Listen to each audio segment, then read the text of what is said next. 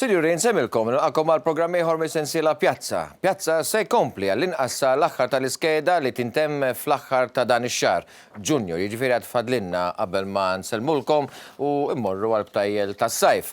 Però nassigurakom ukoll li f'Settembru fl-iskeda ġdida se nirritornaw lura fl-istudio prinċipali tagħna fejn il-programm dejjem kien jiġi mxandar, eċċezzjoni kien il-bieraħ li kellna l-programm speċjali bħala l-ġurnata li fih Joseph Muscat ħal ġurament tal-ħatar tiegħu bħala l-Prim Ministru kkonfermat. Però kienet ukoll ġurnata llum mbagħad li kienet karatterizzata mill-personalità. Il-personalità ta' Marlene Farrugia li se nitkellmu dwarha fl-ewwel parti ta' dan il-programm. Ħanibdew bl-ewwel filmati, ovvjament se nirritornaw għal din il-famuża picture in picture biex inkunu nistgħu nikkommentaw fuq dak illi qed jiġri matul il-ġurnata. Naraw l-ewwel filmat meta Marlene Farrugia illum daħlet fil-sala tal-voti u nistgħu nisimgħu anki l-awdjo tagħha qed kanta u tajjat Malta u għal daqstant hekk kien l-kant ta' sfida tagħha lejn l-ajjat tal-partitari laburisti u ovvjament l-aġenti tas-sala tal-voti li kienu qegħdin jagħtu t-tweġiba politika għal xenati li Marlene Farrugia għamlet matul din il-kampanja elettorali li għadna kif temmejna. Però mbagħad Marlene marret biex titkellem quddiem il-ġurnalisti ħanaraw dan il-filmat.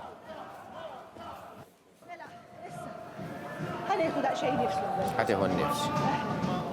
Morru barra. Godfrey, ħidra morru barra? Morru barra nistama aħjar. Nistama aħjar, mela.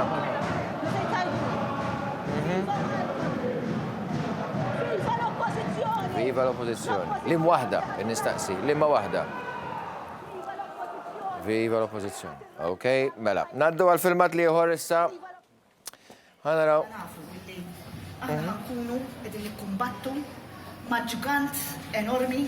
Ġgant enormi, għal minu dal-ġgant allura? Tammetti Marlene issa li għamlet underestimation ta' Joseph Muscat? Nkomplu nisimgħuha. Il-10 distret li huwa core voting nazzjonalista kif Ta' Sliema San Ġiljan.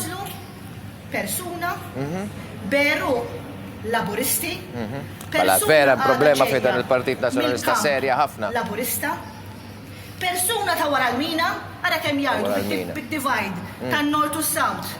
Spiċċa dak id-divide. Tilef postu George Policino, għal Marlene Farrugia. Għassiet wemnu. Lil Marlene Farrugia eru laburisti. Ma. U twemmi Monument ħemlu li kemmek. xellugi. ċentru xellugi. So, l-10 distret itella persuna li għanda eruq laburisti u tajret ir-raba siġġu li l-Partit Nazzjonalista dejjem kellu f'dak id-distret. Ma jistax ikun għall-inqas għall-Partit Nazzjonalista hija l-ikbar umiljazzjoni għar mit-telf elettorali inqisa jiena biex fl-10 distret jittajjar l-raba siġġu u jittitla Marlene Farrugia blajta tal-Partit Demokratiku, Partit Nazzjonalista. Mħadd ma jaf s'issa, però l-kbir għadu ġej ħanisimgħu. Għadna Forza Nazzjonali, billi Dr. Simon Busuttil ir-reżenja, ma jfissirx li din spiċċat, l-oppożizzjoni għandha tingħad jekk hemm bżonn nibnu mill-qiegħ. Ittieħu kollox f'idej issa. Dak li għandu bżonn il-pajjiż tagħna biex aħna make sure il-demokrazija tibqa' Pożizzjoni meħtieġa. Issemgħuha. mill-għażla tal-tmexxija tal-Partit Nazzjonalista u tikkonsidra li inti tikkontesta l-istess. Mela, jiena ma neskludi xejn.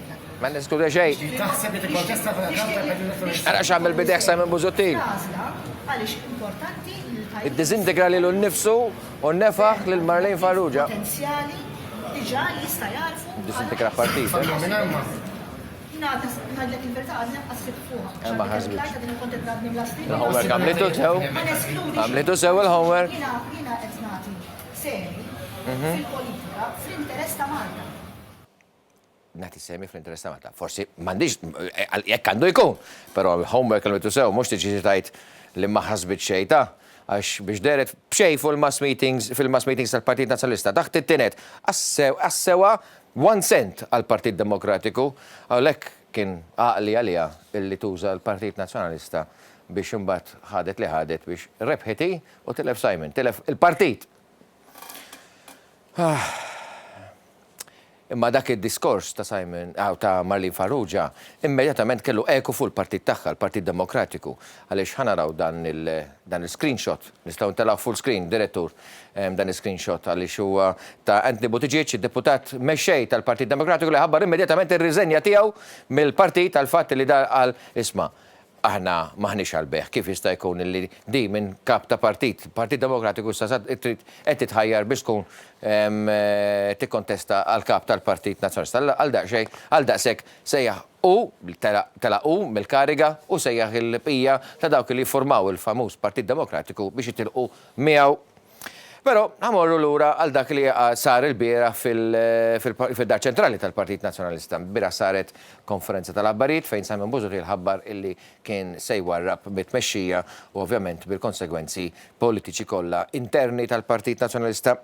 Ħanisimgħu Simon Busuttil, direttur jekk jogħġbok, għaliex ovvjament iridu nisimgħu dak li qal. Irnexxinna noħolqu xi ħaġa speċjali. X'inhija? Li waslet biex numru inkredibbli ta' nies bdew jemnu l-istess kawża tagħna. U bdew iħossuhom parti minn dak illi ħloqna. Sewa. Dik il-fjamma illi xalna.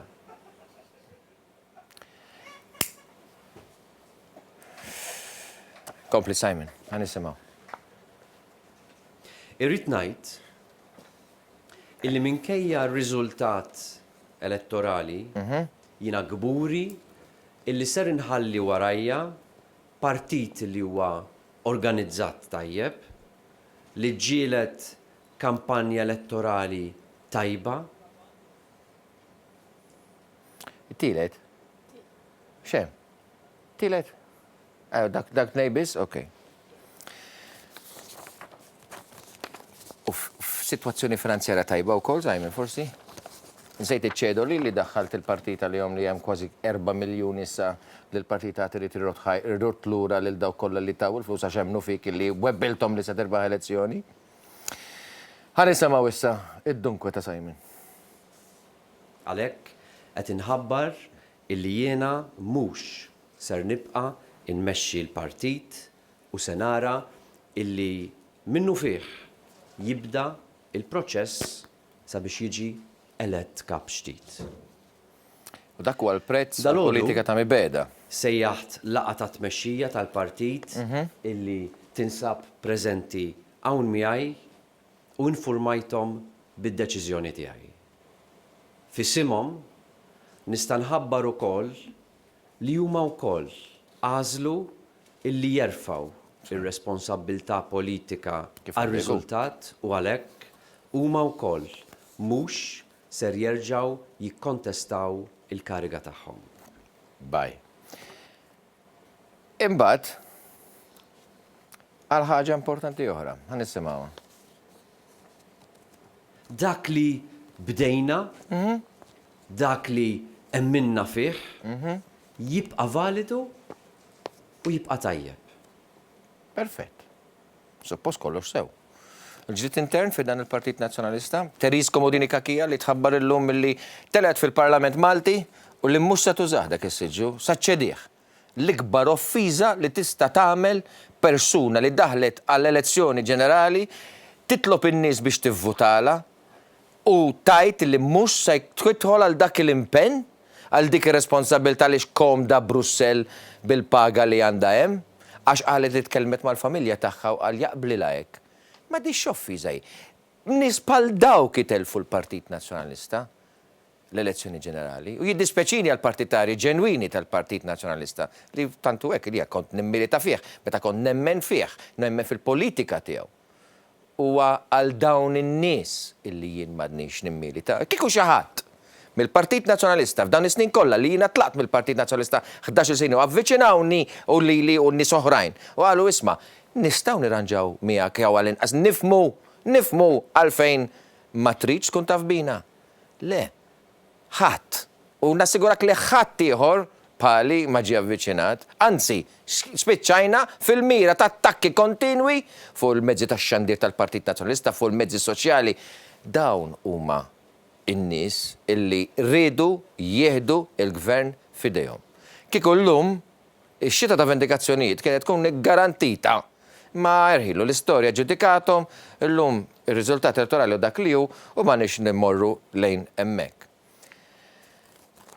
Fuq nota pożittiva, niftakru li fl-aħħar mass meeting li sar f'Għawdex waqt il-kampanja elettorali, jedir li kien pal-erba li għadda, il-Prim Ministru Joseph Muscat għamel weda biex iwieġeb għal kritika li kienet isiru l-invenzjonijiet li kienet isiru l-kumpanija Betson li hija kbira f'Malta kienet se titlaq minn Malta. U għalli nassigurakom illi kif appena jkolli l-ewwel impenn politiku tiegħi jien ħammunieħu kikar kafe mal-kap eżekuttiv. U dal-għodu hekk għamel Joseph Muscat. Ħanaraw il-filma tiegħu jasal fl-uffiċċji tal-kumpanija Betson u nistgħu nisimgħu anke l-awdio. Taraw l-ottimizmu hemmhekk il-Joe Kuxkieri, il-kap tal-gaming tal-Malta Gaming Authority u l-kap eżekuttiv tal-Betson. U imbagħad nistgħu neqilbu l-filmat fejn Joseph Muscat qed jieħu il-kafe kif wieħed li kien se jagħmel, però importanti issa il-kummenti illi għamel Joseph Muscat bħala Prim Ministru lil mezzi tax-xandir fil-preżenza tal-kap eżekuttiv tal-Betson. Nisimgħu.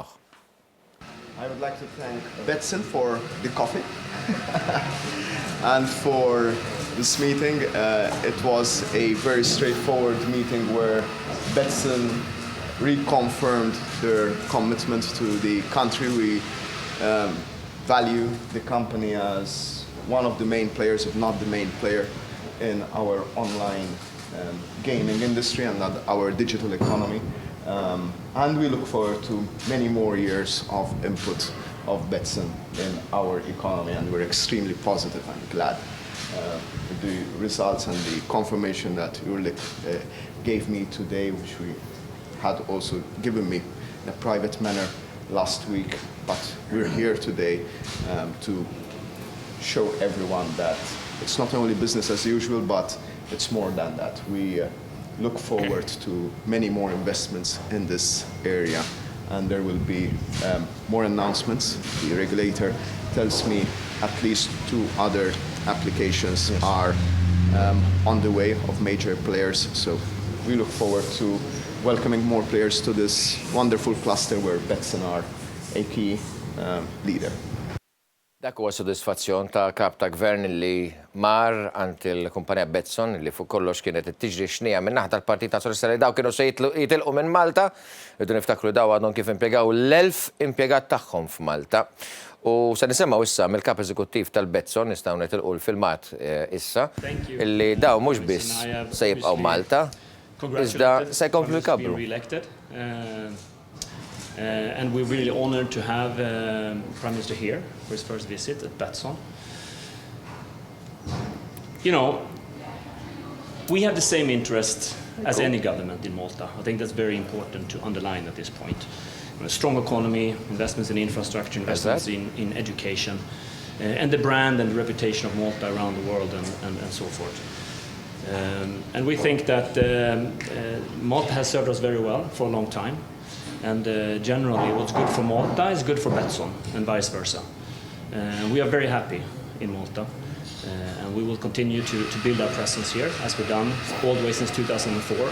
As you all know, we have 2 offices, over 1,000 people here. I think roughly we contribute about 1% of GDP. And again, I just underline, we're very happy here, and Malta has served us very well throughout the years. U ekku, il-kap eżekuttiv tal-kumpanija Betson li għaxxar is-sitwazzjoni tal-kumpanija spiċċa żmien li noqogħdu nbeżżaw bil-babaw li se jitilfu x-xogħol tagħhom, li s-settur huwa mdendel fuq ħajta kif kien jgħidha Simon Busuttil.